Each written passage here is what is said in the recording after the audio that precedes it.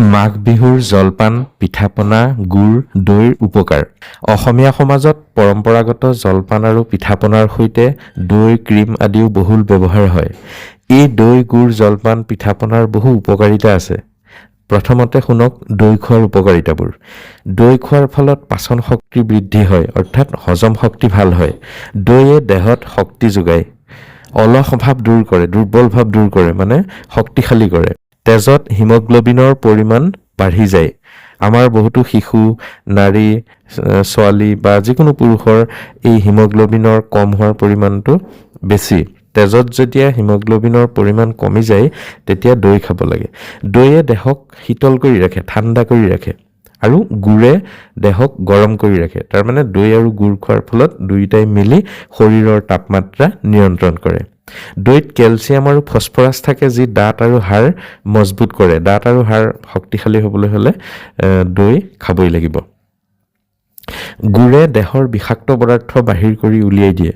জলপানৰ লগত গুড়, দৈ খালে সোৱাদ বৃদ্ধি হোৱাৰ লগতে ই পুষ্টিৰ পৰিমাণো বাঢ়ে। অৰ্থাৎ দৈনিক সৰু এটুকুৰা গুড় খালে আমাৰ দেহত, আমাৰ শৰীৰৰ ভিতৰত যিবোৰ বেয়া পদাৰ্থ, বিষাক্ত পদাৰ্থ থাকে, সেইবোৰ বাহিৰ উলিয়াই দিয়ে। অৱশ্যে গুড় খোৱাৰ ক্ষেত্ৰত ছুগাৰ ৰোগীসকলে চিকিৎসকৰ পৰামৰ্শ মতে কমকৈ খাব লাগে। পিঠাৰ মুখ্য উপাদানসমূহেই হ'ল চাউল, নাৰিকল, তিল, দৈ, গুড় আদি। এইবোৰ খাদ্যত কাৰ্বহাইড্ৰেট, প্ৰটিন আৰু কেলছিয়াম আৰু ভিটামিন বি থাকে, যিবোৰে দেহত আমাৰ অতি প্ৰয়োজনীয় শক্তি আৰু পুষ্টি যোগায়। চাউল আৰু গুড়ৰ পৰা দেহে শক্তি পায়। জলপান সহজে হজম হোৱা খাদ্য। ইয়াক কম পৰিমাণে খোৱা হয়, সেইকাৰণে পেট গধুৰ হৈ নাথাকে। এই জলপান হৃদযন্ত্ৰৰ বাবেও ভাল। গুড়ত আইৰণ থাকে, খনিজ পদাৰ্থ থাকে। আমাৰ শৰীৰৰ কাৰণে আইৰণ আৰু খনিজ পদাৰ্থৰ বহু প্ৰয়োজন। পিঠাপনা, জলপান এইবোৰ ঘৰুৱা আৰু প্ৰাকৃতিকভাৱে তৈয়াৰী। কোনো কৃত্ৰিম ৰং নাই বা কোনো কেমিকেল ব্যৱহাৰ কৰা নহয়। জলপান, পিঠাপনা আমাৰ পৰম্পৰা আৰু সংস্কৃতি। ই কেৱল শৰীৰৰ বাবেই নহয়, এই খাদ্যই সামাজিক সম্প্ৰীতি আৰু পাৰিবাৰিক বন্ধন দৃঢ় কৰে।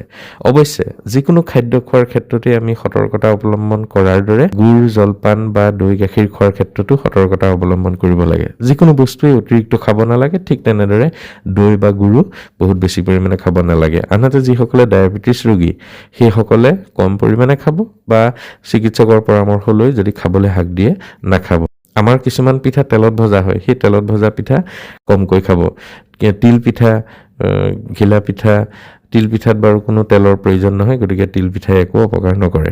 ভিডিঅ'টো যদি চাই ভাল লাগিল, তেনেহ'লে সকলোকে শ্বেয়াৰ কৰি দিব আৰু চেনেলটো ছাবস্ক্ৰাইব কৰি থ'ব। এই চেনেলত উল্লেখ কৰা পিঠাপনা, জলপান, তিলৰ লাড়ু, এই বস্তুবিলাক যদি আপোনালোকৰ প্ৰয়োজন হয়, তেনেহ'লে অনলাইন যোগে যদি আপুনি কিনিব খোজে, তেনেহ'লে ডেছক্ৰিপশ্যন বক্সতে লিংক দিয়া আছে, ক্লিক কৰি কিনিলেই হ'ল। ধন্যবাদ।